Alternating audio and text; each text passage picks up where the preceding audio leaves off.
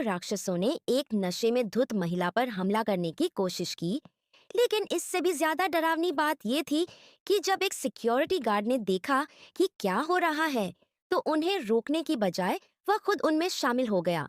उन्होंने महिला को एक वैन में ठूंस दिया और चारों ने बारी बारी से ड्राइविंग की ताकि अपने निशान छिपा सकें। इससे भी ज्यादा चिल्लाने वाली बात यह है कि ये कहानी उस कुख्यात दिल्ली गैंग रेप केस पर आधारित है, जिसने पूरे विश्व को झकझोर दिया था। घंटों तक लड़की को यातना देने के बाद उन्होंने उसे कचरे की तरह फेंक दिया, ये सोचकर कि वह मर चुकी है। लेकिन उन्हें क्या पता था कि 2 घंटे से ज्यादा की बर्बरता झेलने के बावजूद वह लड़की अभी भी जिंदा थी। अगली सुबह एक राहगीर ने उसे पाया। जब उसकी माँ ने अपनी बेटी की हालत देखी, वो मुश्किल से जिंदा थी, तो उसके अंदर कुछ टूट गया। उसने कसम खाई कि इन अपराधियों को वो ऐसी सजा दिलाएगी जो वो कभी नहीं भूलेंगे। उन राक्षसों को क्या पता था कि लड़की की माँ कोई साधारण औरत नहीं थी। वह एक बेहद होशियार केमिस्ट्री टीचर थी और उसके पास कम से कम 100 तरीके थे जिनसे वो इन्हें यातना दे सकती थी। खुशकिस्मती से पुलिस ने लड़की के बयान के आधार पर चारों हमलावरों को गिरफ्तार कर लिया। लेकिन जो ट्रायल हुआ, उसने हर किसी का न्याय व्यवस्था पर से विश्वास उठा दिया।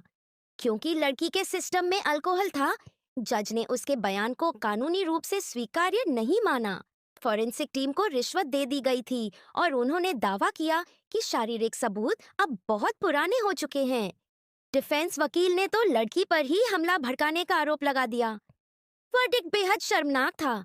लड़की के पिता गुस्से से आग बूला हो गए और उन्होंने उनमें से एक को इतना जोरदार मुक्का मारा कि उसके दांत टूट गए। उस एक मुक्के की वजह से पिता पुलिस वैन में चले गए, जबकि चारों राक्षस रिश्वत और कानूनी लूपहोल्स की वजह से आजाद घूमने लगे। अगर कानून न्याय नहीं दिला सकता, तो माँ खुद न्याय दिलाएगी। पति को जमानत पर छुड़ाने के बाद उसने एक प्राइवेट इन्वेस्टिगेटर से संपर्क किया। हैरानी की बात ये थी कि इन्वेस्टिगेटर ने मुफ्त में मदद करने की पेशकश कर दी। उसकी अपनी बेटी भी इसी तरह की घटना का शिकार हुई थी, इसीलिए वो दर्द अच्छी तरह समझता था। सिक्योरिटी गार्ड की सारी जानकारी हाथ में आने के बाद माँ ने अपनी केमिस्ट्री टीचर की नौकरी छोड़ दी। फिर उसने एक आकर्षक महिला को हायर किया जो उस बार में उसे लुभाए जहाँ वो अक्सर पीने जाता था, और बस वह फंस गया। जब वह 3 दिन बाद होश में आया, तो पहले तो उसे कुछ भी अजीब नहीं लगा, लेकिन जैसे ही वह बाथरूम गया तो उसे भयानक सदमा लगा। उसका औजार गायब था।